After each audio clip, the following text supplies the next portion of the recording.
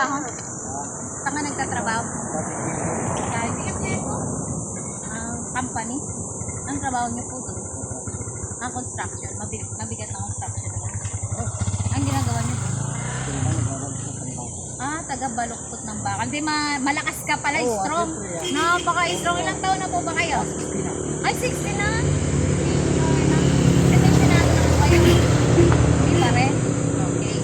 Singer po kasi ko, kaso hindi ako marunong kumanta. Dancer lang ako. Pero mananalo po kayo ng 5 kilos na bigas. Sige tayo, gata ka na.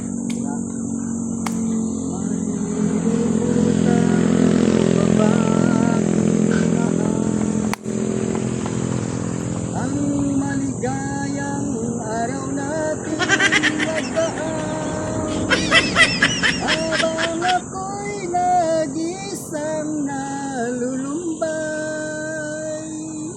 ang alaala ikaw, kaya wala nang nalabig sa dibdib ko, kundi ang alaala ng pag-ibig mo.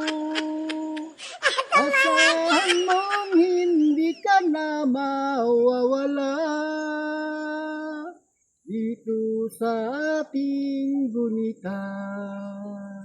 Malilimutan mo pa ba aking mahal? Ang maligayang araw natin nagdaan, habang ako'y nag-isang nalulumbay, ang alaala ikaw. Okay, dahil dyan, nanalo po kayo ng 5 kilos na bigas. Dahil si tatay ay 60 years old na, pa-scratchin natin siya. 60 na siya dahil nagtatrabaho pa siya. Pa-scratchin natin siya. May makuha ka dito ka, tayo na cash.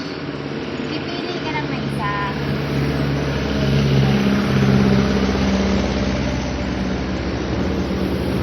Scratch niya.